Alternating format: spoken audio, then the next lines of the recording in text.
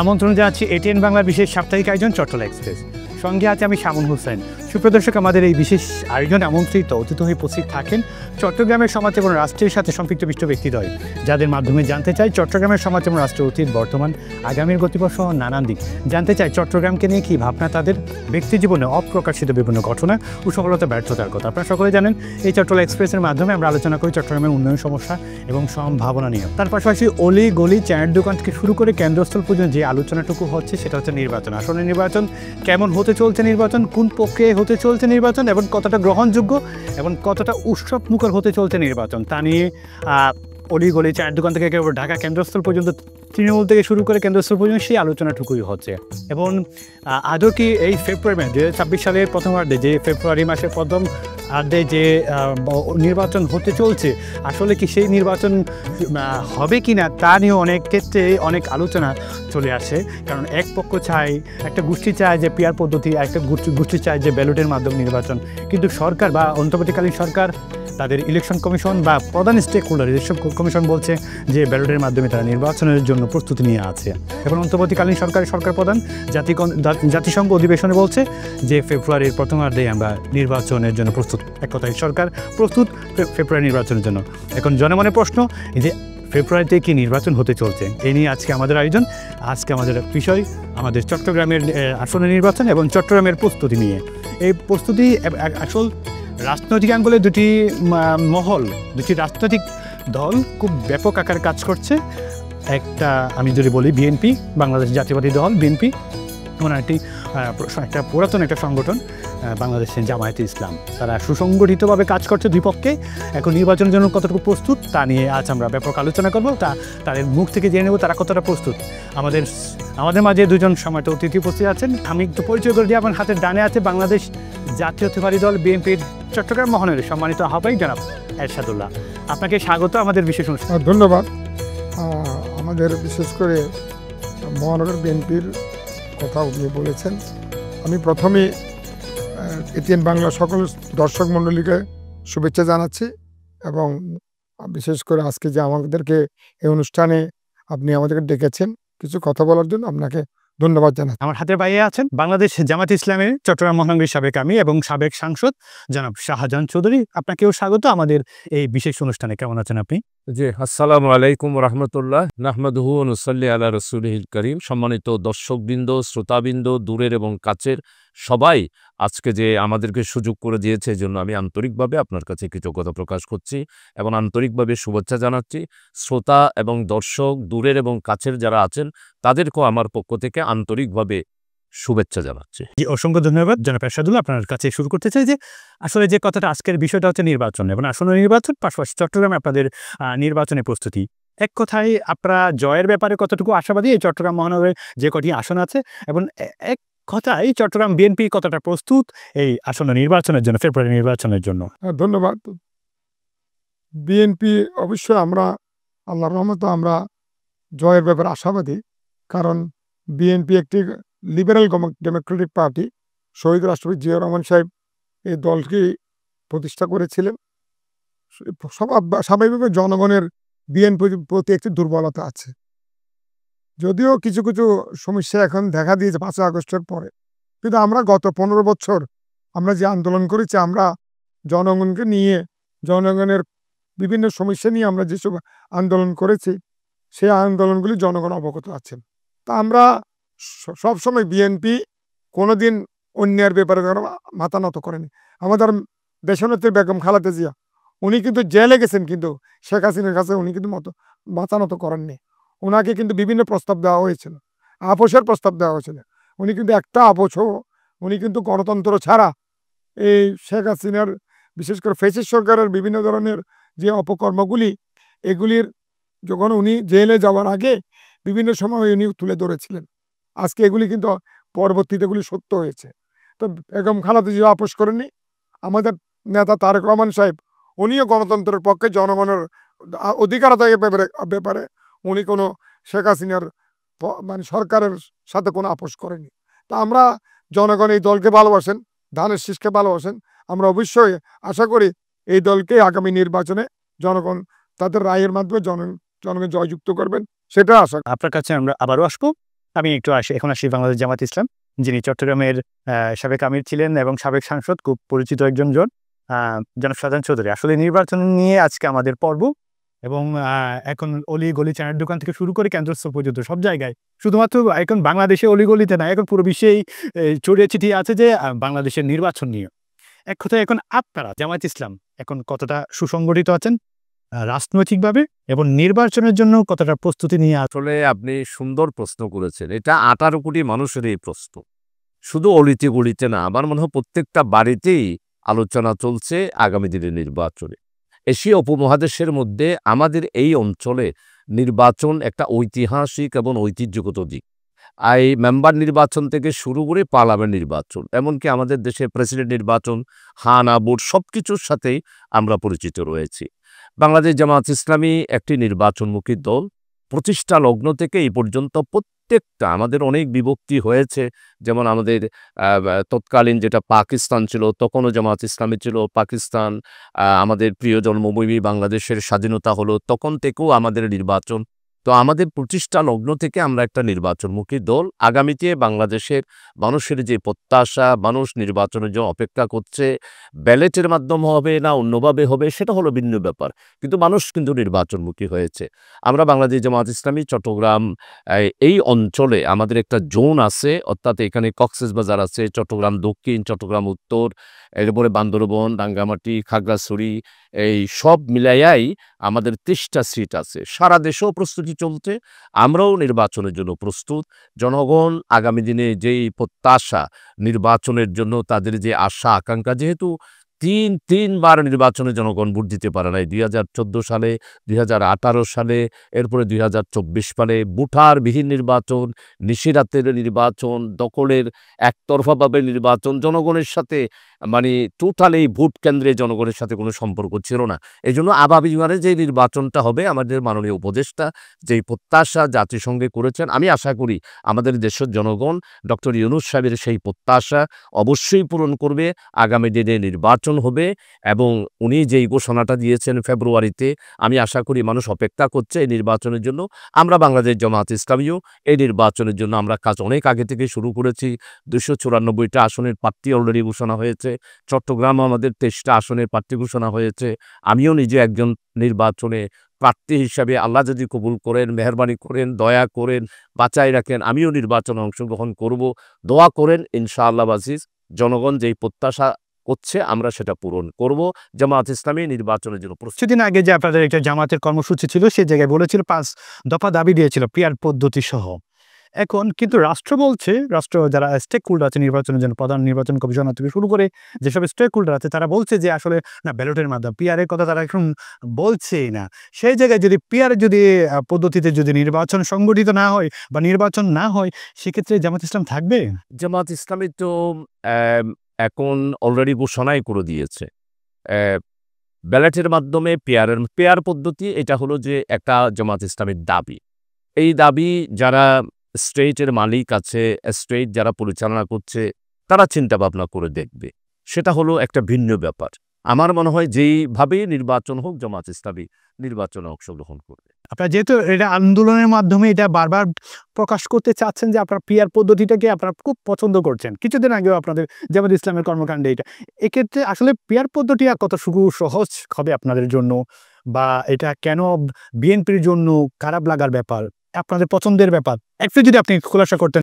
আপনি আসলে দেখুন, রাজনৈতিক দল তাদের নিজস্ব আঙ্গিকে নিজস্ব দাবি দেওয়া দেবে। তো জনগণকে এটাকে মানে ট্রেইনড আপ করা, এডুকেটেড করা, এটার জন্য অনেক সময়ের ব্যাপার। আপনি আমাকে সাতকানিয়া লোহাগাড়ার ব্যাপারে প্রশ্ন করেছেন, তো আমি যেহেতু আমাদের সেন্ট্রাল জামাতের একটা সিদ্ধান্ত, তো আমি নিজে ব্যক্তিগতভাবে কোনো মত দেওয়াটা এখন আমার পক্ষে সম্ভব হবে না। ব্যালটের মাধ্যমে নির্বাচনের ব্যাপারে পাবলিক যতটুকু প্রস্তুত এবং যতটুকু এডুকেটেড, যতটুকু ট্রেন্ড আপ, আমরা যে দাবিটা দিচ্ছি সেই ব্যাপারে আমাদেরকে জনগণকে বুঝাতে হবে, দেখা যাবে। যেহেতু সামনে নির্বাচন, জনাব শাহজাহান চৌধুরী, 4 থেকে 5 মাসের মধ্যে নির্বাচন, সে জায়গায় এখনো চট্টগ্রামের জনগণ কতটা প্রস্তুত পিয়ারের ব্যাপারটা নিয়ে? আমরা কাজ করতেছি, আমরা বলতেছি, কালকেও আমি বক্তব্যে বলেছি। তবে আমি যেটা মনে করি সেটা হলো যে বাংলাদেশে এখন আর কোনো সমস্যার সৃষ্টি করাটা ঠিক হবে না। এখন বাংলাদেশে আমার মনে হয় আমাদের মাননীয় উপদেষ্টা ডক্টর ইউনূস সাহেব জাতিসংঘের প্রত্যেকটা লাইন বক্তৃতায় আমি পড়লাম। তার মধ্যে সিনসিয়ারিটি, তার মধ্যে দেশপ্রেম এবং আগামী দিনে আমাদের ৩৬শে জুলাইয়ের নতুন বাংলাদেশের যেই স্বপ্ন, সেই স্বপ্ন নিয়ে উনি যেভাবে করে কাজ করে যাচ্ছেন, আমার মনে হয় যে আমরা সবাই ঐক্যবদ্ধভাবে আজকে কোনো রাজনৈতিক দল, আমাদের সম্মানিত বাংলাদেশ জাতীয়তাবাদী দল, ওটা অত্যন্ত বড় দল, তিনবার ক্ষমতায় গিয়েছে। শহীদ প্রেসিডেন্ট রাষ্ট্রপতি জিয়াউর রহমান সাহেব হানা বোর্ডের মাধ্যমে প্রেসিডেন্ট হয়েছে, সরাসরি বোর্ডের মাধ্যমে প্রেসিডেন্ট হয়েছে, পার্লামেন্ট করেছেন। 91-এ এককভাবে বিএনপি আল্লাহর মেহেরবানি ক্ষমতায় গেছিল। এরপরে আবারও ২০০১ সালে সম্মিলিতভাবে ৪ দলীয় জোট বিএনপির নেতৃত্বে ক্ষমতায় গিয়েছে। তারা ব্যক্তিগতভাবে অনেক অভিজ্ঞতা। আর জামায়াত ইসলামী মান্থ অনলি ফর শেয়ার ছিল 2001-এ। এরপরে তো কোনোদিন এককভাবে জামাত ক্ষমতায় যায় নাই। এজন্য আমার মনে হয় আমরা নির্বাচনের দিকে যুক্ত থাকা খুবই এই যে চট্টগ্রামের মধ্যে যে 23টি আসন আছে, এই 23টি আসন যেহেতু আপনার অনেক আগে থেকে প্রস্তুতি, যেহেতু পরীক্ষার জন্য প্রস্তুতি অনেক আগে থেকে নেওয়া, প্লাস তো পাওয়ার কথা, সেই জায়গায় এই 23টা আসনের জয়ের ব্যাপারে কতটুকু আশাবাদী জনাব শাহজাহান চৌধুরী? একটা আসনও বা 23টা আসনের মধ্যে কিভাবে হবে না হবে আমি এখন সেই উত্তর দিতে পারবো না। তবে আমি আল্লাহ তাআলার উপর ভরসা করে এটাই বলতে চাই, জনগণ এইবার জামায়াত ইসলামীর ব্যাপারে অতীতের চেয়ে এখন বর্তমানের পজিশনে অনেক আগ্রহটা বেড়েছে। যেহেতু প্রস্তুতি অনেক আগে থেকে, একটা স্টুডেন্ট তো বলতে পারে যে আমি এ প্লাস না পারলেও তো এ পাইতে পারি, আমি যেহেতু আগে থেকে এই যে পদার্থবিজ্ঞানটা পড়তেছি। আগামী নির্বাচনে মেধা পরীক্ষা হবে, তখন বোঝা যাবে যে আমরা এ কমপক্ষে পাই কিনা অথবা এ মাইনাস পাই কিনা। আমরা চেষ্টা করতেছি এ প্লাসে যাওয়ার। এ প্লাসে যাওয়ার জন্য ফেল তো করবেন না। জনগণ যদি তাদের রায় দিয়ে আমাদেরকে সেবা করার সুযোগ দেয়, আমরা সেবা করব। আর জনগণ যদি আমাদেরকে রায় না দেয়, সেবা করার সুযোগ না দেয়, আমরা জনগণের পাশেই থাকবো, অতীতে যেভাবে ছিলাম এখনো। জনাব শাহজাহান চৌধুরী, আপনাকে অসংখ্য ধন্যবাদ। আমরা আপনার কাছে আবারও আসবো। এখন জনাব এরশাদুল্লাহ, আপনার কাছে আসি। জামাত আপনাদের জন্য একটা চ্যালেঞ্জ, এনসিপি আপনাদের জন্য চ্যালেঞ্জ। আসলে বিএনপি পুরোটা চ্যালেঞ্জের মধ্যে, নির্বাচনের জয়ের ব্যাপারে কতটুকু আশাবাদী আসলে? ধন্যবাদ আপনাকে। আসলে যারা গণতন্ত্র বিশ্বাস করে, গণতান্ত্রিক বিএনপি একটি গণতান্ত্রিক দল। গণতান্ত্রিক দল হিসেবে আমরা সবসময় আমাদের যারা প্রতিপক্ষ থাকবে, এটা জামাত হোক আর আওয়ামী লীগ হোক, এনসিপি হোক, আমরা সবসময় তাদেরকে আমরা ছোট করে দেখি না, তাদের প্রতিপক্ষ হিসেবে দেখি। তা আমি তো মনে করি এটা প্রতিপক্ষ হিসেবে আমাদেরকে চ্যালেঞ্জ সবসময় মোকাবিলা করতে হবে। মোকাবিলা করে আমরা জনগণের রায় নিই, ইনশাল্লাহ জনগণ আমাদের রায় দিলে এই চ্যালেঞ্জ অবশ্যই মোকাবিলা হয়ে যাবে। একটা সময় আপনারা জামায়াতের সাথে ছিলেন, আমি এনসিপিটা পরে আসতেছি, জামাতের সাথে ছিলেন। একটি ঘরে যখন আপনি একসাথে বসবাস করবেন, তখন সে যখন বাইরে চলে যাবে, অন্য একটা ঘরে চলে যাবে, আপনি তো বুঝতে পারবেন সেই আপনার সদস্যটা একসাথে যারা যখন ছিলেন তাদের মন মানুষের সম্পর্কে আপনি জানেন। সেই জায়গায় এখন জামাত আপনার জন্য কতটুকু প্রতিদ্বন্দ্বী হবে বা প্রতিপক্ষ হবে? কারণ আপনি তো জামাত সম্পর্কে আপনি জানেন, আপনারা জানেন একসাথে আপনার যুগপৎ আন্দোলনে ছিলেন, একসাথে আপনারা এই সরকার বিরোধী আন্দোলনে ছিলেন, তাদের সম্পর্কে আপনারা জানেন। এখন জয়ের ব্যাপারে আপনার কতটুকু আশাবাদী? আসলে কি জামাত আসলে এই 23টি আসনে জামাত জয়যুক্ত হবে কিনা আপনার দৃষ্টিতে? এখানে একটু আমাকে লম্বা কথায় যেতে হবে। প্রথম কথা হচ্ছে, গত 15 বছর ফ্যাসিস্ট সরকার ছিল। শেখ হাসিনা কোনো স্পেস দেয়নি কোনো রাজনৈতিক দলকে। বিশেষ করে আমরা বাংলাদেশ জাতীয়বাদী দল, আমি জামাত ইসলাম, এই দুই দল বলে অনেক আর ছোট ছোট দল সবাই ক্ষতিগ্রস্ত ছিল। তা আমরা 2001 সালে 4 দলীয় জোটের আমি একজন ক্যান্ডিডেট ছিলাম, আমাদের শাহজাহান চৌধুরী সাহেব উনিও ক্যান্ডিডেট ছিলেন এবং উনিও 2-1 বার উনি সংসদে নির্বাচিত হয়েছে। আজকে যদি আওয়ামী লীগ থাকতো, জামাত আমাদের সাথে একসাথে আমরা একসাথে নির্বাচন করতাম। জামাত যদি আজকে আওয়ামী লীগ নাই বলে জামাতে স্পেসটা পেয়েছে, তো জামাত একটা গণতান্ত্রিক দল, তাদের অধিকার রয়েছে, তারা জনগণের রায় নেওয়ার জন্য তাদের অধিকার রয়েছে।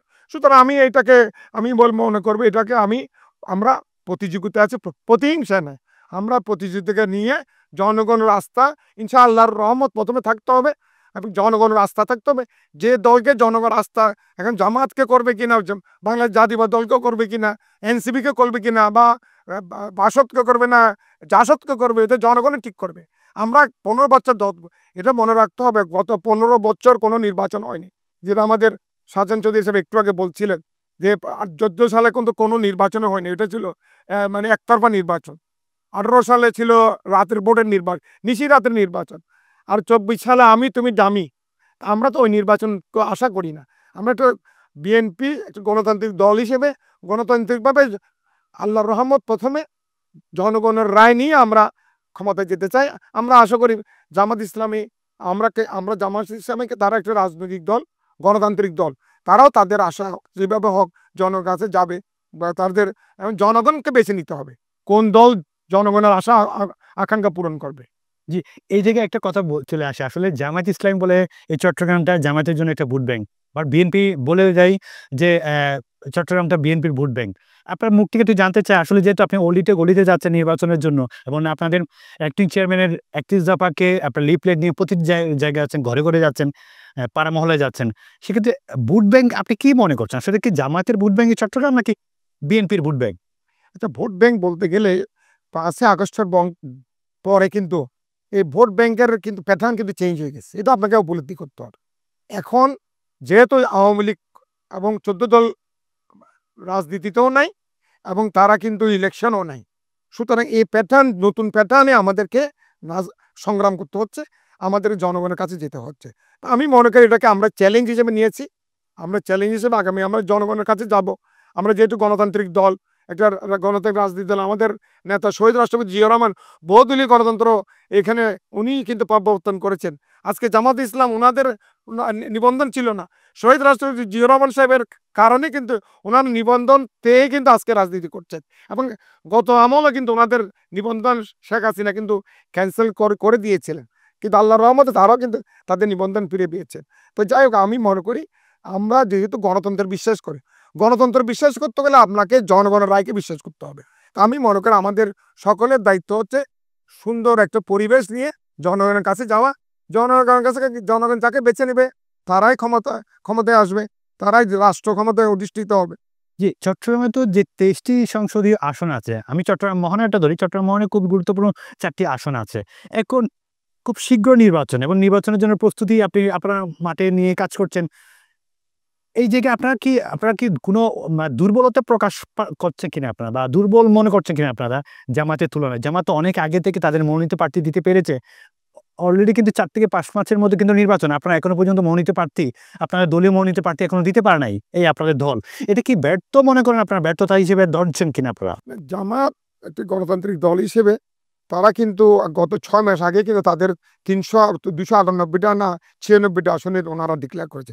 এটা কিন্তু তারা একটা অ্যাডেড অ্যাডভান্টেজ পেয়েছে, এটা অস্বীকার করতে পারেন। আমাদের মধ্যে যেটা হচ্ছে প্রতিযোগিতা আছে, যেন ওনাদের যাদেরকে নমিনেশন দিয়ে ফেলেছেন সেখানে উনি কাজ করছেন এবং ওনাকে সবাই কিন্তু সহযোগিতা করছে। আমাদের মধ্যে যেহেতু এখনো পর্যন্ত নমিনেশন ডিক্লেয়ার হয়নি, কে নির্বাচন করবে এখনো আমাদের মধ্যে একটা অনিশ্চয়তা আছে। তা আমি আশা করি আমাদের অ্যাক্টিং চেয়ারম্যান হিসাবে আমাদের স্থায়ী কমিটি যারা নির্বাচন নিয়ে যারা কাজ করছে তারা অতি সত্বর এটা ডিক্লেয়ার করবে, এবং ডিক্লেয়ার হয়ে গেলে আমি মনে করি এটা তো আমরা যিনি যাকে নমিনেশন দিবে সবাই তার সাথে কাজ করবে। এটার ব্যাপারে আমার মনে দলের এই ব্যাপারে সবার কিন্তু একটা আনুগত্য আছে। এই আনুগত্য নিয়ে দলকে অবশ্যই তারা বিজয়ী করার জন্য তারা সংগ্রাম করবে। চট্টগ্রামের ব্যাপারে প্রায় 23টি আসন আছে এবং 4টি মহানগরে আছে। আপনি মূলত মহানগরের প্রধান হিসেবে আপনি অনেক ভালো বলতে পারবেন, যেহেতু ওই জায়গায় আমরা মনোনয়ন প্রত্যাশী আমরা অনেককে দেখতে পাচ্ছি, সকলের কিন্তু যোগ্য প্রার্থী। সেই জায়গায় এটা বিএনপির জন্য আসলে খুব চ্যালেঞ্জ বা কোনো একটা এটা নির্বাচনের সময় একটা হুমকি হবে কিনা যে দিতে হবে একজনকে? এখানে একটু বলতে হয়, এখানে যেমন জামাত ইসলামী তাদের 296 আসন ডিক্লেয়ার করে ফেলেছি, কিন্তু আমরা কিন্তু আমাদের কিন্তু যারা জোট হয়ে আমাদের সাথে আন্দোলন করেছিল তাদেরকে জোটকে কিছু কিছু আসন দিতে হবে। এটা আমাদের নেতা তারেক রহমান সাহেব উনি চিন্তা ভাবনা করেন। যেহেতু জোট কাকে দিবেন, ওখানে আমাদের শক্তিশালী ক্যান্ডিডেট তাহলে জোটের অন্যতম শরিক কিন্তু জামাত ছিল, জামাত এখন চলে আসছে। আর কাদেরকে আপনারা মিন করছেন? আমি বলতে চাচ্ছি যারা বর্তমানে বিএনপির সাথে এখন জামাত একটা জোট ছিল, কিন্তু তারা কিন্তু এখন 296 আসন যদি ডিক্লেয়ার অলরেডি, কিন্তু আমাদের ডিক্লেয়ার না করার পিছনে হচ্ছে আমরা যাদের আমাদের জোটের নেতা আছেন তাদেরকে কিন্তু আমাদেরকে এখানে অংশীদার হতে হবে, তারা কিন্তু এখানে নমিনেশন পাবে। সে কারণে অনেক জামাত যেটা ওয়ান শট চিন্তা করতে পেরেছে, আমরা তো ওয়ান শট পারতেছি না আমাদেরকে, কারণ নিজের ক্যান্ডিডেট যেহেতু প্রতিযোগিতা আছে। তার দ্বিতীয় কথা হচ্ছে আমাদের spell magic MAGIC magic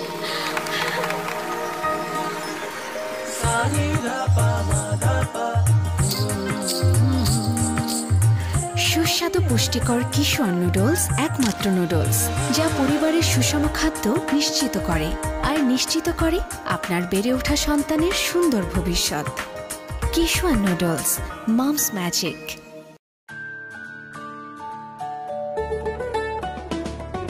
Kishwan pasta, yummy Kishwan pasta, আজ হবে সবার ফেভারিট নাস্তা। কিশোয়ান পাস্তা প্রতিদিন চাই, হেলদি টেস্টি মজা করে খাই। Kishwan pasta macaroni, It's tasty, fantastic and yummy. মায়েদের আস্থা Kishwan pasta. Kishwan muffin cake. হইচই মাতামাতি করি সবে কারাকারি, কিশোয়ান মাফিন কেক। উল্লাসে আনন্দে লোক করে খেলাতে, কিশোয়ান মাফিন কেক। আমি মজা, কেকের রাজা। Kishwan muffin cake, Kishwan muffin cake, খাও মাস্তিতে হারে। কিশোয়ান muffin Spell magic. MAGIC, magic.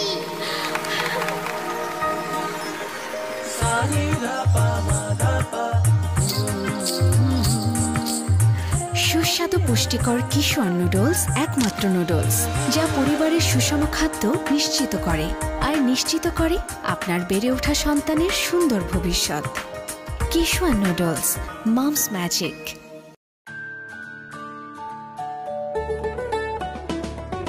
কিশোয়ান pasta, yummy Kishwan pasta, আজ হবে সবার ফেভারিট নাস্তা।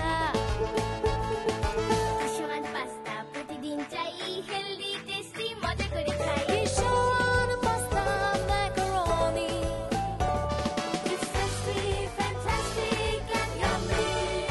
মায়েদের আস্থা Kishwan pasta.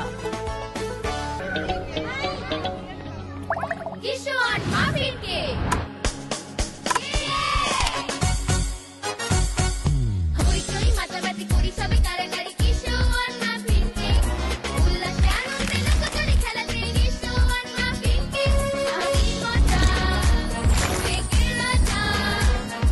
Kishwan muffin cake, Kishwan muffin cake, খাও মাস্তিতে হারে। কিশোয়ান মাফিন। আমরা সকলেই জানি ডাকসু নির্বাচন হলো, আমরা জানি জাকসু নির্বাচন হলো। আমরা দেখেছি এখানে কিন্তু বিএনপির যারা মনোনীত, যে ছাত্র দলের মনোনীত প্যানেল কিন্তু জয়যুক্ত হয়নি। আর কিছুদিন পরে কিন্তু চট্টগ্রামের চাকসু নির্বাচন। সেক্ষেত্রে আপনার কি মনে হয় আসলে এই চাকসু নির্বাচনে কি আপনারা হেরে যাবেন বা বিএনপি হেরে যাবে, এরকম কি মনে হয়? বা প্রথমত, দ্বিতীয়ত হচ্ছে এই নির্বাচনের ফলাফলটা বা নির্বাচনের ব্যাপারটা কি আসলে জাতীয় নির্বাচনে কোনো এফেক্ট পড়বে কিনা জনাব এরশাদুল্লাহ? আপনার ডাকসুতে বোধ হয় 41,000 ভোটার ছিল বোধ হয়, আর চাকসুতে বোধ হয় 27,000 ভোটার আছে। তো 27,000 41,000 যোগ করলে আমাদের টোটাল বাংলাদেশের ভোটার সংখ্যা হচ্ছে 12 কোটি, পুরুষ আর মহিলা মেয়ে। তো এই 41 আর 27-এর প্রভাব কি আমি মনে 12 কোটির মধ্যে পড়বে, এটা আমি বিশ্বাস করি না। এটা তবে এখানের মধ্যে, কারণ যেখানে জাকসুতে জামাত ইসলামের একটা সুবিধা ছিল, ওনাদের অনেক কি বলবো শিবিরের নেতাকর্মীরা কিন্তু ছাত্রলীগের ছিল। যেমন ওইটা কায়েস যেটা ছিল, উনি ছাত্রলীগ করতো। তো ওনার সঙ্গে যখন ছাত্রলীগে থাকা অবস্থায় তারা বেশ কৌশলী মনে করে। তারা অবশ্যই কৌশলী। তারা এখন আমাদের তো ছাত্রদল কেউ ছাত্রলীগে যায়নি, এরা একমাত্র শিবির থেকে কিন্তু গিয়েছেন। এখন আমি যেমন চিরাং কলেজে অনেককে শুনতে পারি, আমরা অনেককে দেখি তারা বলছে আগে ছাত্রলীগ হতো, আমাদের ছেলে ছাত্রলীগ, পরে বলছে না তারা এখন শিবির করতেছে। কায়েসের কথা বলতেছে, যে কায়েস যিনি নির্বাচিত হয়েছেন উনি কিন্তু যেহেতু ছাত্রলীগে থাকার কারণে ওনার অনেক বন্ধু বান্ধব পরিসর বেরিয়ে গেছেন। এবং শিবির কিন্তু তারা বলতে গেলে ডে 1 থেকে 5 আগস্ট থেকে কাজ শুরু করেছেন। আমরা কিন্তু 15 বছর আমাদের ছাত্রদল ক্যাম্পাসে ঢুকতে পারি না।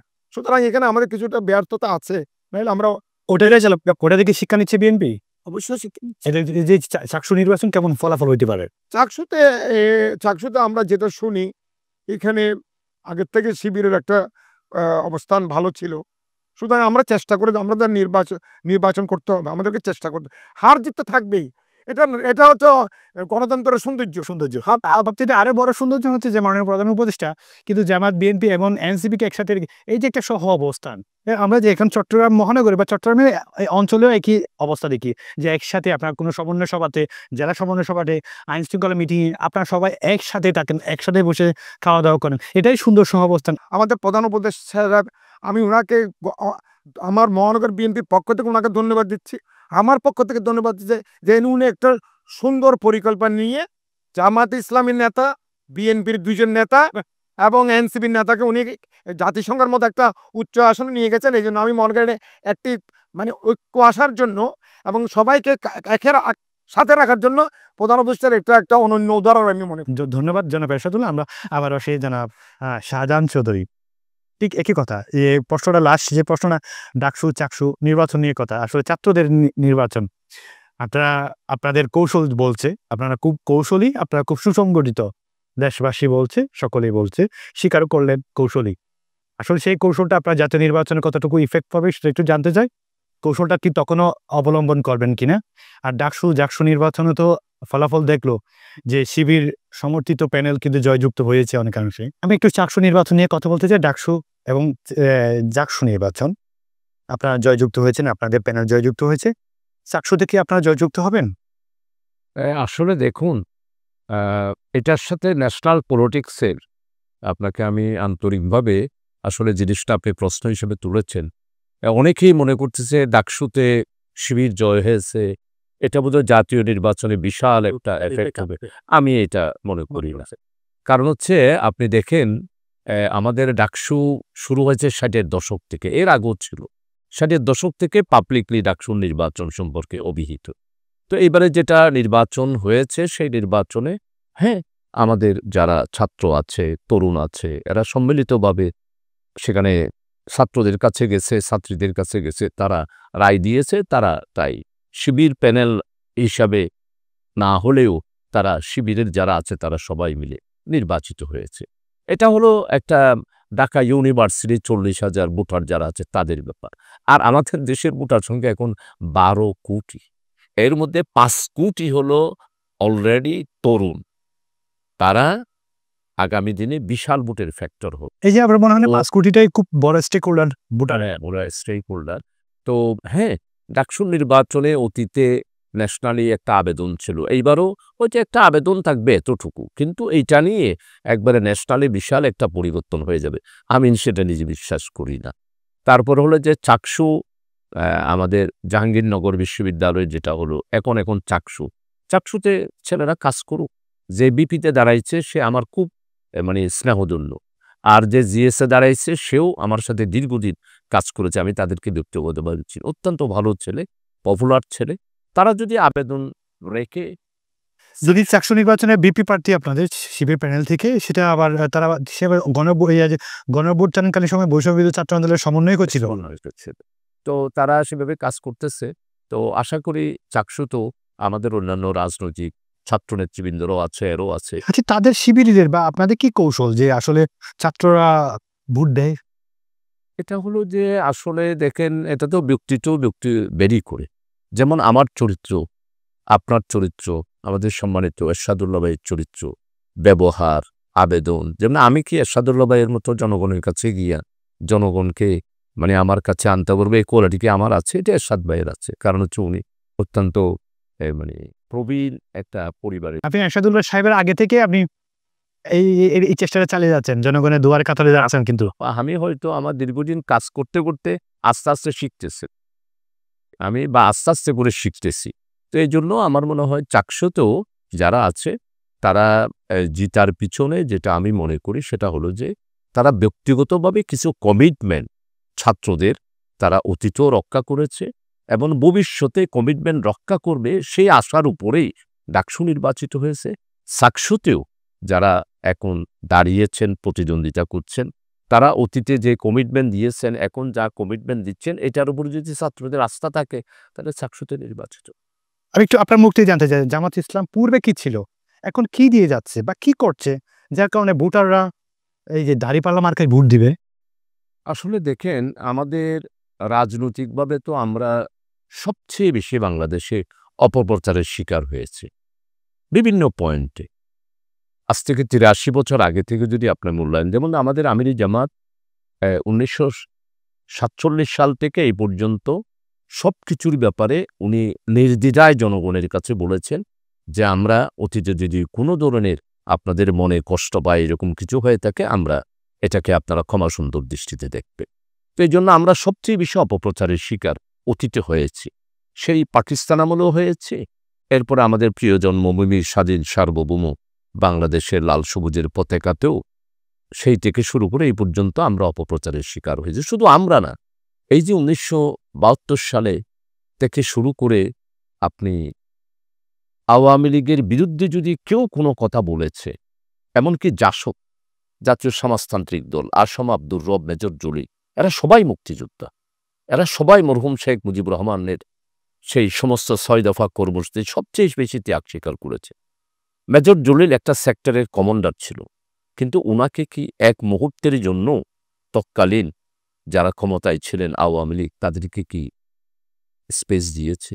না, দেয় নাই। বরং রক্ষী বাহিনী গঠন করে ৪০,০০০ নেতা কর্মীদেরকে হত্যা করেছে।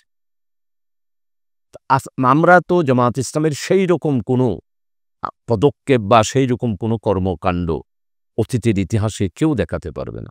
যেমন আমাদেরকে বলা হয় রক্ষাটা। তো এখন তো আমরা চ্যালেঞ্জ দিচ্ছি যে আমরা যদি কোনো অন্যায় করে থাকি, স্পেসিফিকলি বলেন যে শাহজাহান চৌধুরী এইখানে ওই জায়গায় ওই অন্যায় করেছে, যদি অন্যায় করে যদি বিচারালয়ে যদি আমাকে শাস্তি দেয়, মাথা পেতে নেব। আর যদি অন্যায়ভাবে যদি আমাকে শাস্তি দেয়, তাহলে সেটা এখন শেষ মুহূর্তে আপনারা এখন কি বার্তা দিচ্ছেন? আসলে আমি কেন জামায়াত ইসলাম দাঁড়িপাল্লা মার্কায় ভোট দিব? আমরা যেটা এখন দিচ্ছি সেটা হলো যে আপনি একটা দেখেন বিশাল গুণগত পরিবর্তন হয়েছে। আমার সম্মানিত বিএনপির মহানগরীর আহ্বায়ক, প্রবীণ রাজনীতিবিদ এবং অভিজ্ঞ রাজনীতিবিদ, এবং উনি অত্যন্ত ফেমাস একটা ফ্যামিলির সন্তান, ওনার আব্বা। তো আমি চিন্তা করে দেখেন যে ডক্টর ইউনূস সাহেব জাতির কাছে যে মেসেজটা দিচ্ছে যে বিএনপি, জামায়াত ইসলামী, এনসিপি ৫৪ বছরে কোনো রাষ্ট্রপতি, কোনো রাষ্ট্রপ্রধান এইভাবে করে দলের জাতিসংঘে গিয়েছেন, এটার মাধ্যমে মেসেজ কি? আমরা আর পুরাতন চাই না, আমরা একটি নতুন ধারার সৃষ্টি করতে চাই, আমরা একটি নতুন বাংলাদেশ চাই, আমরা মানুষের মুক্তি চাই, আমরা আর ভেদাভেদ চাই না, আমরা শুধু রাজনীতির গণ্ডির মধ্যে থেকে আমরা নিজেদেরকে আর ছোট করতে চাই না। এই যে মেসেজটা, এটা আলহামদুলিল্লাহ আমাদের জামায়াত ইসলামের সম্মানিত আমিরি জামাত ডক্টর শফিক সাহেবও বারবার সেই মেসেজগুলো দিচ্ছে, এইভাবে মেসেজ দিচ্ছে। এখন এইবারের নির্বাচনও আমাদের বক্তব্য হল শুধু একটা, প্রথম চ্যালেঞ্জ যেটা সেটা হলো সংবিধান, দ্বিতীয় চ্যালেঞ্জ হতো বেকারত্বের, এই যে প্রায় ১ কোটির মতো মানুষ বেকার আছে, তাদের চাকরির কর্মসংস্থানের ব্যবস্থা করা, অর্থনীতিকে ঘুরে দাঁড়ানো, আমাদের মাথাপিছু পার ক্যাপিটাল ইনকামকে আমরা কীভাবে উচ্চ পর্যায়ে নেব, এবং আমাদের দেশের কৃষক যারা রয়েছে তাদের সমস্যা যা রয়েছে এই সমস্যার সমাধান, এরপরে পাচারকৃত অর্থ আমরা মনে হয় বলিষ্ঠভাবে আমাদের জামায়াত ইসলামের পক্ষ থেকে আমরা এই বক্তব্যগুলোর মাধ্যমে এবং সর্বোপরি আমাদের নিজের ব্যক্তিগতভাবে আমরা প্রত্যেক প্রার্থীরা জনগণের কাছে আমাদের নিজের চরিত্রটা তুলে ধরব। এই তুলে ধরার মাধ্যমে জনগণ যদি আমাদেরকে পছন্দ করে আলহামদুলিল্লাহ, এরপরে যদি আমাদের অন্যান্য রাজনৈতিক দলের যারা আছে তাদেরকে পছন্দ করে, তাও আলহামদুলিল্লাহ। আপনারাও ইসলামী মতাদর্শ লালন করেন, ঠিক বিএনপি বারবার বলে যায় তারাও ইসলামী বিশ্বাসী করে।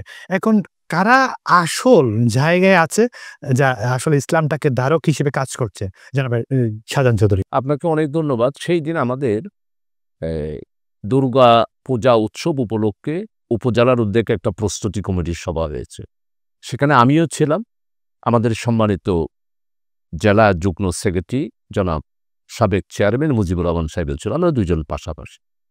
উনিও বক্তব্য রেখেছেন, আমিও বক্তব্য রেখেছি। আমি এত বেশি দোয়া করেছি সেই দিন, মুজিব সাহেব বলেছেন যে আমার সম্মানিত, অর্থাৎ আমাকে যেভাবে সম্বোধন করে বলে যে দেখেন, আমিও যদি আমার পার্টির থেকে নমিনেশন পাই তাহলে আমি আর চৌধুরী সাহেব আমরা একসাথে কাজ করব। আমার বক্তব্য আমি রাখবো, ওনার বক্তব্য উনি রাখবে, আমরা একসাথে কাজ করব, আমরা কোনো অবস্থায় কোনো ধরনের বিশৃঙ্খলা করব না। এটা কত বড় মেসেজ! অন্য জায়গায় হচ্ছে কিনা জানি না, আমার সাতকানিয়া লোহাগাড়াতে এবং আমাদের চট্টগ্রামে আমি আর সম্মানিত আহ্বায়ক এরশাদুল্লাহ ভাই 8ই অগাস্ট থেকে রেগুলার নিজেদের মধ্যে এই ক্লাবে প্রতিদিন সন্ধ্যায় বৈঠক করেছে এবং আমরা দুইজনে মিলে কোথাও যাতে কোনো বিশৃঙ্খলা না হয়। আপনি চট্টগ্রামের মধ্যে চাঁদাবাজির ক্ষেত্র আপনি দেখেন যে আমার মনে হয় উল্লেখযোগ্য কোনো রকমের কিছু হয়েছে সেটা মানে ছোটখাটো কিছু যদি হয় বিচ্ছিন্ন আমি নিজে ব্যক্তিগতভাবে মনে করি যিনি বিএনপি করেন, যিনি জামাত করেন, যিনি ছাত্রদল করেন, যিনি ছাত্র শিবির করেন, সে কোনোদিন চাঁদাবাজি করতে পারে না। যদি কেউ করে তাহলে সে ছাত্র দলেরও না, ছাত্র শিবিরেরও না, বিএনপিরও না, জামাতেরও না। তো এই জন্য আগামী আপনি যেটা আমাকে প্রশ্ন করেছেন যে আগামী নির্বাচনে আমরা আমাদের মানে চরিত্র দিয়ে এবং আমাদের বক্তব্য, আমি এখন স্পষ্টভাবে আমার বক্তব্যগুলো ফেসবুকে আপনারা দেখতে পাচ্ছেন। আমি অলওয়েজ বলতেছি ঐক্য 1 নাম্বার আমার, এবং সেটা জামাত ইসলামীও কেন্দ্রীয়ভাবে বলতেছে ঐক্য। এখানে একটা কথা বলে রেখে আমাদের আপনি প্রশ্ন করেছেন যে জামাত আপনাদের থেকে তো দূরে সরে গেছে। এমনও তো হতে পারে আগামী 1 সপ্তাহের মধ্যে অথবা নির্বাচনের আগের মুহূর্তে আমরা সবাই ঐক্যবদ্ধভাবে 4 দলীয় জোটের মতো হয়তো আবার হয়ে যেতে পারে, এরকম সম্ভাবনা আছে। এই যে কোনো সম্ভাবনাও তো আছে, এটা উড়িয়ে দেওয়া যায় না। এনসিপি এখন হয়তো তারা পৃথক আছে, আমার জানা মতো হয়তো এনসিপিও চিন্তা করবে না এতগুলা রক্ত দিলাম, এখন কোনো আর বিভেদ, সামনে সরকার গঠন করার জন্য আমরা সবাই এক হইয়া আমরা কাজ করি, সেরকম তো একটা পরিবেশ এসে যেতে পারে। এই জন্য জামায়াত ইসলামী দল যেগুলো আছে এগুলোর সাথে আলাপ আলোচনা চালিয়ে যাচ্ছে। একটা বৃহত্তর ইসলামিক ঘরানার লোকগুলা ঐক্যবদ্ধ হওয়ার সম্ভাবনা আছে।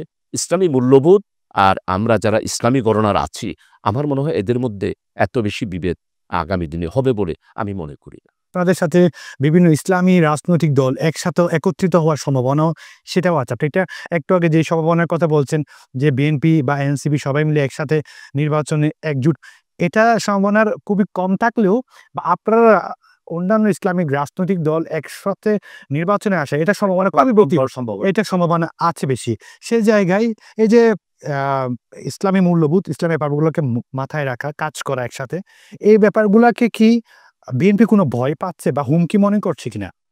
আমি তো মনে করি আমি এই পর্যন্ত সম্মানিত নেতৃবৃন্দ স্থায়ী কমিটির যারা আছেন তারা কোথাও ভয় পাচ্ছে এটা মনে করছে। এটা হলো একটা ক্ষমতার প্রতিযোগিতা, ওনারা ক্ষমতায় যেতে চাচ্ছে, যেতে যাচ্ছে।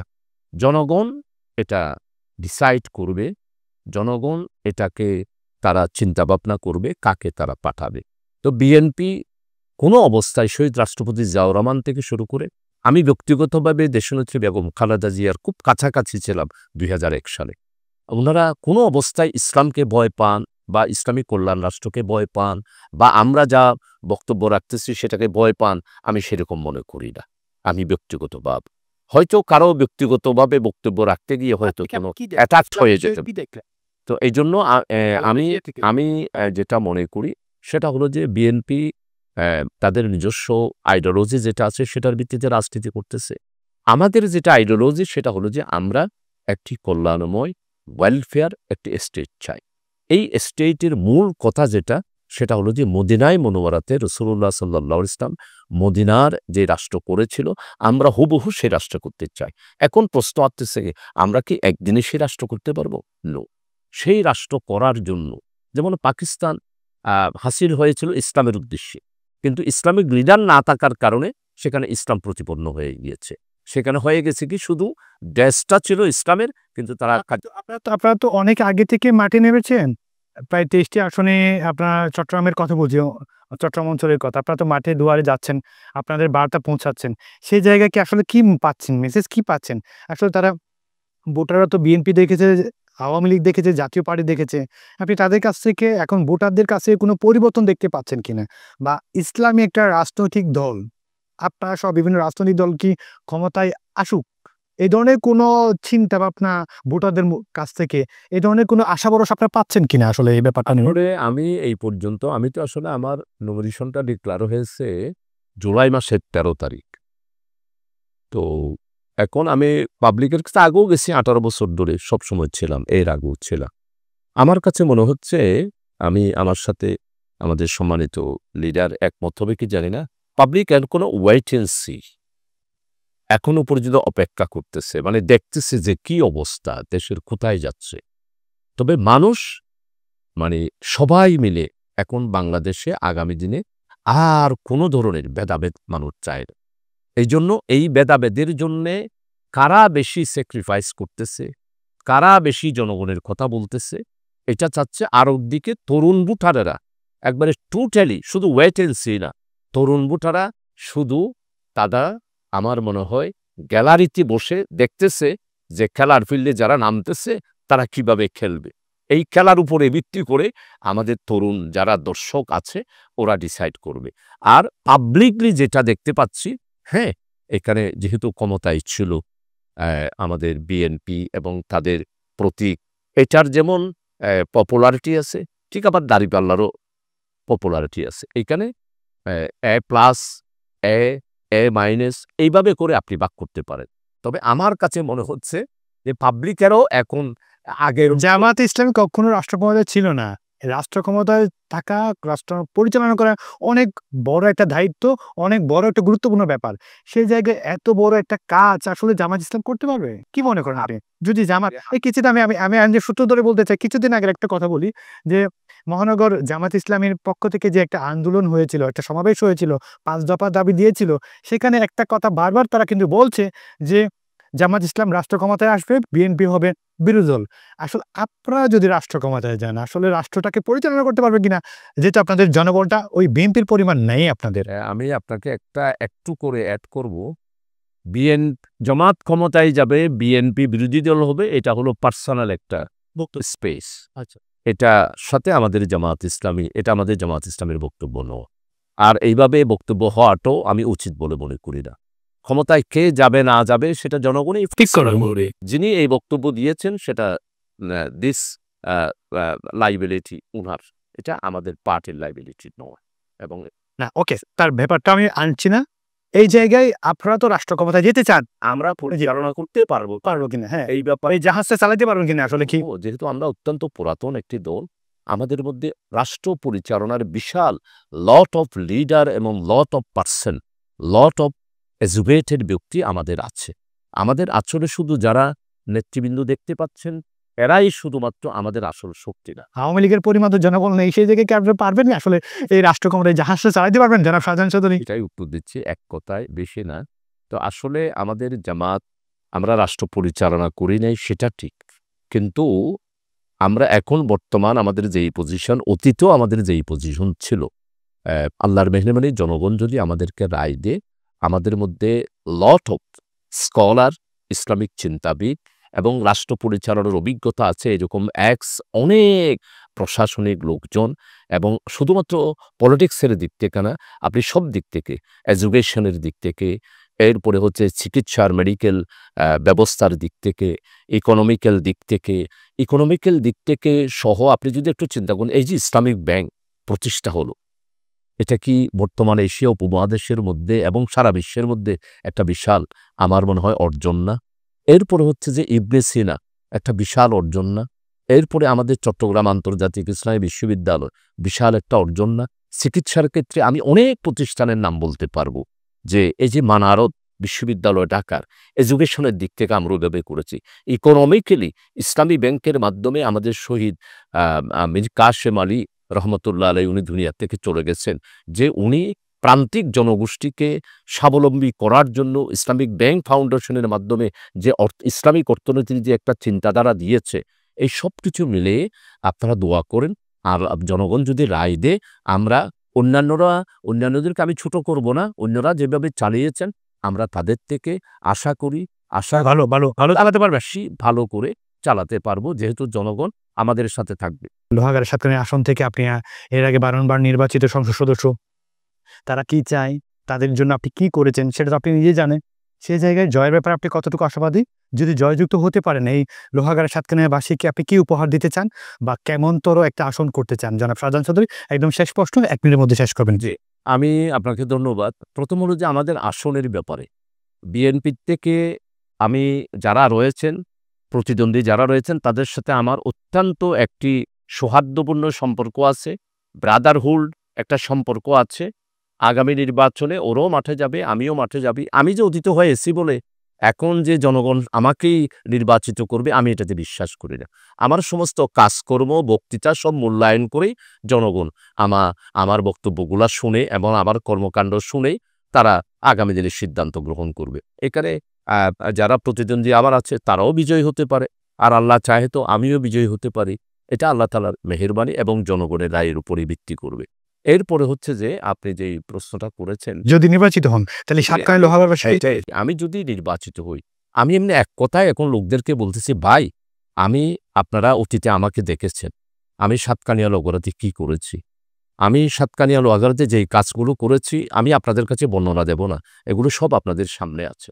আগামীতে আমি সাতকানিয়া লোহাগাড়া নয়, টোটাল চট্টগ্রামে ৩৬শে জুলাইয়ের পর যেভাবে করে আমরা এবং অন্যান্য রাজনৈতিক দলের মধ্যে আমাদের বাংলাদেশ জাতীয়তাবাদী দল, আমরা দুইটা দল মিলে চট্টগ্রামে যেইভাবে কোথাও কি চট্টগ্রামের মধ্যে এই মহানগরী জেলায় আমাদের মধ্যে কোনো বিরোধ দেখতে পেয়েছেন। এই জন্য আমি বলেছি আমি চট্টগ্রামকে একটা মানে সেকেন্ড বিজনেস ক্যাপিটাল হিসাবে আমার পক্ষ থেকে এই বর্তমান ইন্টেরিয়াম গভর্নমেন্ট থেকে যা সহযোগিতা পাচ্ছি, আগামী দিনও যারা ক্ষমতায় যাবে চট্টগ্রামকে সুন্দর করে দুবাই শহরের মতো, সিঙ্গাপুর শহরের মতো সব দিক থেকে সাজানোর জন্য সর্বাত্মকভাবে সমস্ত রাজনৈতিক দল আমি তাদের সাথে থাকব, তাদের সহযোগিতা নিয়ে চট্টগ্রামকে সাজাবো। আপনারা বা অন্য কোনো রাজনৈতিক দল কি এখন সম্ভাবনা দেখছেন মানে ভোট কেন্দ্র দখল করার? আমার মনে হয় না এইবারে জনগণ যেভাবে ঐক্যবদ্ধ হয়েছে ভোট কেন্দ্র দখল করা। জামাত করবে ভোট কেন্দ্র দখল করবে? জামাত প্রশ্নই ওঠে না। আমরা এটাকে হারাম মনে করি। ভোট কেন্দ্র দখল করা এবং কারো রায়কে ছিনিয়ে নেওয়া, এটাকে বিএনপি যে ভোট কেন্দ্র দখল করতে পারে এরকম আশঙ্কা করছেন? বিএনপিতে অতীতে কোনো রকম এরকম কিছু করেছে বলে ইতিহাসে নাই। জনাব এরশাদুল্লাহ, আপনাকে দিয়ে একটু শেষ করতে চাই। ৩১ দফার দাবিটা নিয়ে এই কাগজটা নিয়ে আপনারা দুয়ারে আছেন, ভোটারের কাছে আছেন। ভোটারকে আসলে কোনো পরিবর্তন চাই কিনা প্রথমত এটা জানতে চাই। দ্বিতীয়ত জানতে চাই আসলে ওই ১ থেকে ৫-৬ সালের শাসন আমল থেকে সামনে যে আপনারা সরকার ক্ষমতায় যেতে চাচ্ছেন, ওভাবে করে আপনারা প্রস্তুতি নিয়ে আছেন। যদি আপনারা আবার সরকার গঠন করেন, সেই জায়গায় ওই ১ থেকে ৫-এর শাসন থেকে আপনারা কিছু শিখবেন কিনা, নতুন কোনো পরিবর্তন আনবেন কিনা একটু জানতে চাই। এসব কিছু মিলে আপনারা এখন ভবিষ্যতে কি চিন্তা আপনাদের? অতীতের কথা আপনি বলেছেন।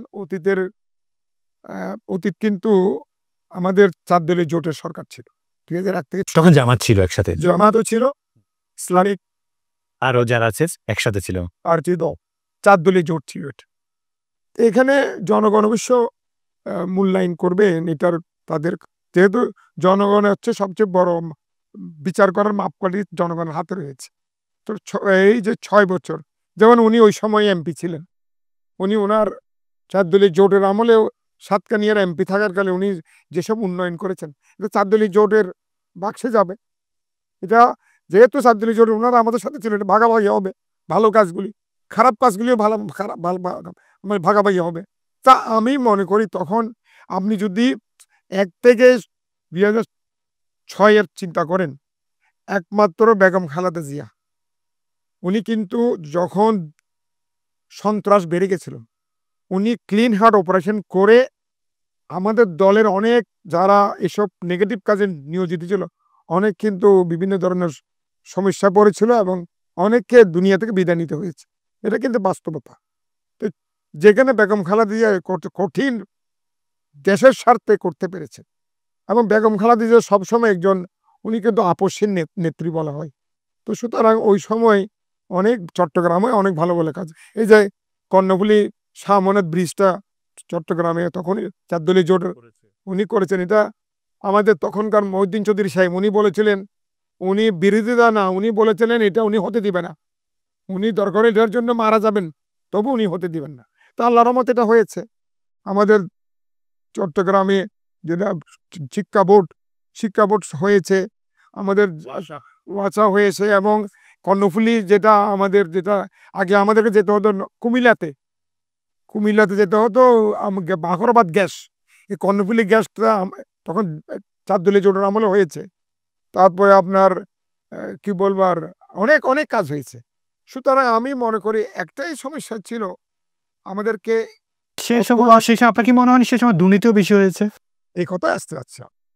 আমি যেটা মনে করি দুর্নীতিকে এখনো নাই। আমরা 5ই আগস্টের পরে তো আমরা মনে করি দুর্নীতি উৎপাটন হয়েছে, তো এখনো তো দুর্নীতি হচ্ছে। এখনো তো আমাদের প্রধান উপদেষ্টা অত্যন্ত ক্লিন ইমেজের মানুষ, উনি তো পারতেছেন না দুর্নীতিকে দমন করতে। এটা তো আমাদেরকে, এটা সামাজিক আন্দোলন, দুর্নীতির বিরুদ্ধে সামাজিক আন্দোলন ছাড়াও দৃষ্টান্তমূলক শাস্তি না দিলে দুর্নীতি দমন হবে না। যেরকম আমি মনে করি আফগানিস্তানে শুরু হয়েছে, যেরকম অন্যান্য দেশে শুরু হয়েছে। সিঙ্গাপুরে একসময় দুর্নীতির আখড়া ছিল, লি কুয়ান এসে সেখানে দুর্নীতি মুক্ত করেছে উনি। তো আমাদেরকে এই ধরনের ড্রাস্টিক অ্যাকশন নিতে হবে। দুর্নীতির মূল উৎপাদন না করলে আমাদের অর্থনীতির ক্ষতি হবে। দুর্নীতি কিন্তু আমাদের অর্থনীতিকে স্লো করে দিচ্ছে, আমাদের অর্থনীতির প্রতিবন্ধকের সৃষ্টি করতেছে। সুতরাং এটাকে আমাদেরকে প্রধান হ্যাঁ, আমি আমার প্রশ্ন ওই জায়গা থেকে কোনো শিক্ষা নেওয়ার কোনো প্রয়োজন আছে কি মনে করছেন কিনা? যে তখন একটু দুর্নীতি ছিল, দুর্নীতিতে চ্যাম্পিয়ন ছিলেন, পাশাপাশি প্রায় 8 থেকে 9 জন মন্ত্রী পর্যায়ের একজন সংসদ সদস্যরা কিন্তু এইখানে ছিল আমাদের চট্টগ্রাম থেকে। সেই সময় যে পরিমাণ উন্নয়ন হওয়ার কথা প্রত্যাশিত, ওইরকম প্রত্যাশিত উন্নয়ন হয়েছে কিনা সেটা একটা বড় প্রশ্ন। সেই সামনে আবার রাষ্ট্র ক্ষমতা আপনারা দিতে চান এবং পূর্ণাঙ্গ প্রতিনিধি মাঠে কাজ করছেন। একটি জবাতেও সে একই কথাটা কিন্তু বারে বারে উচ্চারণ করেছে অ্যাক্টিং চেয়ারম্যান আপনাদের। সেই জায়গা থেকে আমি জানতে চাচ্ছি, আপনারা যদি আবার রাষ্ট্র ক্ষমতায় আসেন, চট্টগ্রামের পরিস্থিতি কি হইতে পারে? এক কথায় চট্টগ্রামের উন্নয়ন কেমন হইতে পারে? যদি দুর্নীতির কথা বলেন, 4 দলীয় জোট সরকার যখন 1 থেকে 6 সাল ছিল, সেখান থেকে যদি 2009 সাল থেকে 2024 সাল পর্যন্ত আপনি চিন্তা করেন, তাহলে তো 2009 থেকে 24 সাল পর্যন্ত যেগুলি হয়েছে, এটাকে কি বলবেন আমি জানি না। এটা মহা দুর্নীতি, যারা মেগা প্রকল্প, মেগা দুর্নীতি। মেগা দুর্নীতি। আমি মনে করি শুধু দুর্নীতির ব্যাপারে নয়, প্রতিটি ক্ষেত্রে আমাদের 5ই আগস্টের পরে আমাদের শিক্ষা নিতে হবে। আমরা যদি একটা যে পরিবর্তন চাচ্ছে, এই যে আমাদের শাহজাহান চৌধুরী সাহেব যে নতুন প্রজন্মের কথা বলেছেন, নতুন প্রজন্মরা তাদের ধ্যান ধারণা চেঞ্জ হয়ে গেছে। তারা একটু সুন্দর বাংলাদেশ দেখতে চায়, অর্থনৈতিক সমৃদ্ধ বাংলাদেশ দেখতে চায়। তারা একটু বৈষম্যমূলক, যেন বৈষম্য না হয় এই ধরনের বাংলাদেশ দেখতে চায়। তাদের কর্মসংস্থান কি ব্যবস্থা বিএনপি করতেছে বা অন্যান্য দলের কি চিন্তা ভাবনা, সেগুলি যদি আমরা করতে না পারি, তাহলে আমার মনে হয় জনগণও দিবেন আমাদের রাষ্ট্রের পর্যন্ত। যদি আপনারা জয়যুক্ত হন, প্রায় রাষ্ট্র ক্ষমতায় আসেন, সেই জায়গায় চট্টগ্রামের কি হইতে পারে, মানে চট্টগ্রামের পরিবর্তন কি হইতে পারে, বা চট্টগ্রামের আসলে সে ছোঁয়াটা ভালো করে লাগবে কিনা জনাব সাদুল্লাহ? প্রতিটি সরকারের দায়িত্ব হচ্ছে উন্নয়ন করা। আর আমাদের চট্টগ্রাম স্পেশাল জোন, বন্দরনগর, এটা চট্টগ্রাম। আমাদের চট্টগ্রামের প্রথম কথা হচ্ছে বেগম খালেদা জিয়া এই চট্টগ্রামকে মানে সেকেন্ড মানে বাণিজ্যিক রাজধানী ঘোষণা, হ্যাঁ জি, এটা কিন্তু বাণিজ্যিক রাজধানী উনি ঘোষণা করেছেন, এটা নামমাত্র। আমাদেরকে যদি আসলে আমরা যদি সবাই মিলে এখানে বিএনপি যদি ইনশাল্লাহ জনগণের রায় ক্ষমতা যায়, যারা বিরোধিতা আছে তাদেরকে নিয়ে সাথে নিয়ে কাজ করতে হবে। প্রথম নাম্বার 1 পয়েন্টে তাদের সাথে কাজ করতে হবে। এখানে কিন্তু তাদেরকে কিন্তু আমরা বিরোধী দল মনে করে দূরে সেরে দিলে হবে না। সুতরাং আমরা যারা চট্টগ্রাম থেকে যারাই নির্বাচিত হবেন, চট্টগ্রাম ব্যাপারে আমি মনে করি একটা মাস্টার প্ল্যান করতে হবে, এবং বাণিজ্যিক রাজধানী, সত্যিকার বাণিজ্যিক রাজধানী কিভাবে করতে হয়, এবং এই পোর্টকে জনগণের আশা আকাঙ্ক্ষার প্রতীক হিসেবে আমাদেরকে, যেহেতু আমাদের সবচেয়ে ইম্পর্টেন্ট হচ্ছে পোর্ট, যে কথা হচ্ছে আমাদের নতুন প্রজন্মের জন্য কর্মসংস্থানের সৃষ্টি করতে হবে, এবং বিশেষ করে নদীর ওপার এখানে চট্টগ্রাম শহরে তো আর ইন্ডাস্ট্রি করা সম্ভব না। আমরা বিশেষ করে বোয়ালখালীতে শহরটাকে একটু এক্সপ্যান্ড করছেন, শহরের বাইরে নতুন ব্রিজ হওয়ার পরে আরেকটা যে ব্রিজ করার জন্য সেই সরকারের যে চিন্তা ভাবনা রয়েছে, এই ব্রিজ হওয়ার পর বিশেষ করে বোয়ালখালীতে এখানে ইন্ডাস্ট্রিয়াল জোন করে আমাদের নতুন প্রজন্মকে সেখানে কর্মসংস্থানের সুযোগ আমরা করতে হবে। নাইলে আপনি ক্ষমতায় যাবেন আর নিজের আখর গুছাবেন, এটা তো হবে না। আপনাকে এখনো পর্যন্ত আপনাদের দলীয় মনোনীত প্রার্থী এখনো সিদ্ধান্ত হয়নি এরকম, বাট যদি আপনাকে বোয়ালখালী থেকে মনোনীত প্রার্থী দেওয়া হয়, সেক্ষেত্রে জয়ের ব্যাপারে আপনি কতটুকু আশাবাদী? যদি বিএনপি থেকে দেওয়া হয়, আর যদি জয়যুক্ত হন, সেতে বোয়ালখালী চিত্র আপনি পাল্টাতে পারবেন কিনা? বোয়ালখালীবাসীর যে দুঃখ রয়েছে, নদী ভাঙ্গা রয়েছে এবং রাস্তাঘাট, স্কুল কলেজ যেগুলো রয়েছে, এগুলিকে আমার মনে হয় এগুলিকে সুন্দর উন্নয়নের মাধ্যমে এদেরকে উপহার দেওয়া, এটা হবে প্রধান দায়িত্ব বলে মনে হয়। আপনার আসনে আপনি উপজেলাও পেয়েছেন, আপনি আবার চট্টগ্রাম মহানগরও পেয়েছেন, সে যে খুবই একটা ব্যতিক্রমী আসন। এই আসনটা আসলে পরিবর্তন করার জন্য অনেক উপায় আছে, যেহেতু চট্টগ্রাম সিটি কর্পোরেশনে এই আসনের সাথে যুক্ত আছে, উন্নয়নের কাজে যুক্ত আছে। আপনি কি পারবেন এই আসনটাকে সুন্দর একটা আসন করার জন্য? এমপি হবার জন্য যিনি এমপি নির্বাচিত হবেন, উনি যদি ওনার খালি সুযোগ সুবিধা বা ওনার একটা ভিজিটিং কার্ডের জন্য যদি এমপি নির্বাচিত হয়, এটা একটু ভুল ধারণা। জনগণের আশা আকাঙ্ক্ষার প্রতিফলন ঘটানোর জন্য আপনি এমপি নির্বাচিত হচ্ছেন। তাদের সমস্যা সমাধান করা, তাদের কাজ করা, এটা আপনার প্রধান দায়িত্ব। আপনি নিজের কাজ না করে তাদের কাজ করা হচ্ছে আপনার দায়িত্ব। সেই দায়িত্ব অবশ্যই পালন করতে হবে। তরুণরা তো বড় এখন ভোটারদের মধ্যে স্টেক হোল্ডার। তরুণরা আসলে এত বড় একটা অভ্যুত্থান কিন্তু ওদের নেতৃত্বে হয়েছে। তরুণদের মাঝে এই যে ধানের শীষ প্রতীকটাকে পরিচয় করে দেওয়ার জন্য এখন কি করছেন? আসলে তারা কেন ধানের শীষ কেন পছন্দ করবে? তাদের জন্য কি করছেন আপনারা? না, ধানের শীষ পছন্দ কেন করবেন? প্রথম কথা হচ্ছে আমরা তো 15 বছর আন্দোলন সংগ্রাম করছি গণতন্ত্রের জন্য। দ্বিতীয় কথা হচ্ছে যে 5ই আগস্টের মধ্যে যে এখানে একমাত্র আওয়ামী লীগ 14 দল ছাড়া আর আমাদের জাতীয় পার্টি ছাড়া সবাই কিন্তু এই আন্দোলনে অংশগ্রহণ করেছে। বিএনপিও করেছেন, জামাত ইসলামী করেছেন, অন্যান্য দলগুলি করেছেন। সুতরাং এই আন্দোলনে তো আমাদের একটা স্টেক আছে। সুতরাং আমরা এই আন্দোলনে যেহেতু বিএনপির স্টেক আছে, তো বিএনপির প্রতীক নিয়ে বিএনপি যাবে। বিএনপির ধানের শীষ তো আমি মনে করি এখন মানুষের যেহেতু এখন ফেসবুকের যুগ, ইউটিউবের যুগ এবং বিভিন্ন সোশ্যাল মিডিয়ার যুগ, সবাই কিন্তু আর ধানের শীষ এটা কী জিনিস এই জিনিস আর কাউকে বোঝাতে হবে না। জনাব শাহজাহান চৌধুরী, আপনি জামাতের প্রতিনিধিত্ব করছেন এবং একজন সাবেক সাংসদ, বারংবার নির্বাচিত সংসদ সদস্য। এখন অলিতে গলিতে যাচ্ছেন, ভোটারদের কাছে যাচ্ছেন, দাঁড়িপাল্লাকে পরিচয় করেছেন। সে ব্যস্তম সময় থেকে এটিএন বাংলায় সময় দিয়েছেন। এটিএন বাংলার পরিবারের পক্ষ থেকে আপনাকে অসংখ্য ধন্যবাদ। যে আপনিও আমাকে আজকে সুযোগ করে দিয়েছেন জনগণের কাছে কিছু বলার জন্য, এই জন্য আমি আপনাকে আন্তরিকভাবে ধন্যবাদ জানাচ্ছি, শুভেচ্ছা জানাচ্ছি। জি, ঠিক একইভাবে আপনাকে বলতে চাই, আপনিও ভোটারদের কাছে আছেন এবং সুসংগঠিত করছেন, ধানের শীষ প্রতীককে পুরো চট্টগ্রামে পরিচয় করে দিয়েছেন। সে ব্যস্তম সময় থেকে এটিএন বাংলার এই প্রোগ্রামে হাজির হয়েছেন, এটিএন বাংলা প্রোগ্রামে অংশগ্রহণ করেছেন। আপনাকে এটিএন বাংলার পরিবারের পক্ষ থেকে আপনাকে অসংখ্য ধন্যবাদ। আপনাকে অসংখ্য ধন্যবাদ। এটিএন বাংলার শ্রোতা মণ্ডলী, দর্শক মণ্ডলীকে ধন্যবাদ। সুপ্রিয় দর্শক, আপনারা সকলে জানেন এই চট্টলা এক্সপ্রেসের মাধ্যমে আমরা আলোচনা করি চট্টগ্রামের উন্নয়ন সমস্যা এবং সম্ভাবনা নিয়ে। তার পাশাপাশি রাষ্ট্রের খুবই গুরুত্বপূর্ণ একটা বিষয় নিয়ে আজ আমরা আলোচনা করেছি, সেটা হচ্ছে অন্তর্বর্তীকালীন সরকার নেতৃত্বে আগামী নির্বাচন। আগামী নির্বাচন কেমন ধরনের নির্বাচন হতে চলছে? তারা তো বলছে খুব সুন্দর একটা নির্বাচন তারা উপহার দিবে, তারা উৎসবমুখর একটা নির্বাচন তারা করতে চাচ্ছে। যারা নির্বাচনের জন্য স্টেক হোল্ডার আছে তারা প্রতিনিয়ত তারা একই কথাই বলছে। এখন সেই সূত্র ধরে বাংলাদেশ জামাত ইসলাম কী বলছে এবং বাংলাদেশ জাতীয়তাবাদী দল বিএনপি কী বলছে তা নিয়ে আজ আমরা ব্যাপক আলোচনা করেছি এবং তাদের প্রস্তুতি কেমন, তারা জয়ের ব্যাপারে তারা কতটুকু আশাবাদী এবং চট্টগ্রাম অঞ্চল 23টি আসন তারা কতটুকু জয়ের ব্যাপারে আশাবাদী, তারা কতটুকু সুসংগঠিত আছে তা নিয়ে আজ আমরা ব্যাপক আলোচনা করেছি। আগামী পর্ব একবার আমন্ত্রণ জানিয়ে শেষ করছি আপনাদের সকলের প্রিয় অনুষ্ঠান চট্টলা এক্সপ্রেস। সেই পর্যন্ত ভালো থাকুন, সুস্থ থাকুন, আল্লাহ হাফেজ। Spell magic. MAGIC magic.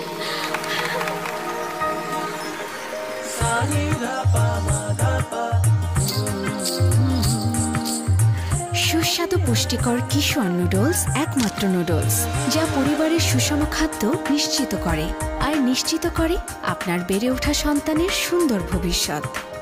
কিশোর noodles, moms magic.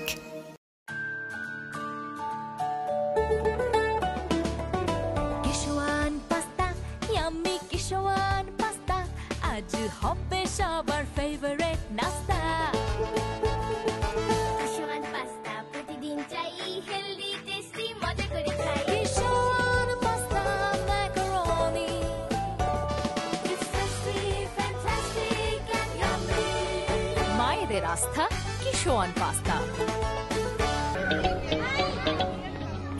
কিশোয়ান muffin cake. হইচই মাতামাতি করি সবে কারাকারি, কিশোয়ান মাফিন কেক। উল্লাসে আনন্দে লুকোচুরি খেলাতে কিশোয়ান মাফিন কেক।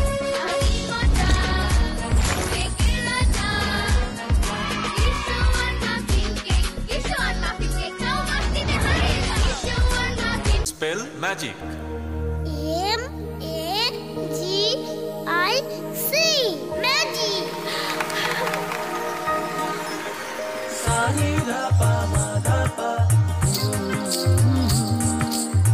সুস্বাদু পুষ্টিকর কিশোর নুডলস একমাত্র নুডলস যা পরিবারের সুষম খাদ্য নিশ্চিত করে আর নিশ্চিত করে আপনার বেড়ে ওঠা সন্তানের সুন্দর ভবিষ্যৎ। Kishore noodles, moms magic.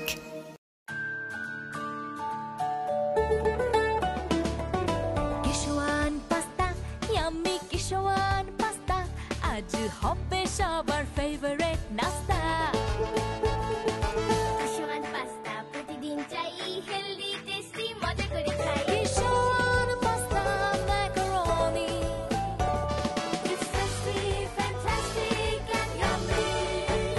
আমাদের আস্থা Kishwan pasta. Kishwan muffin cake.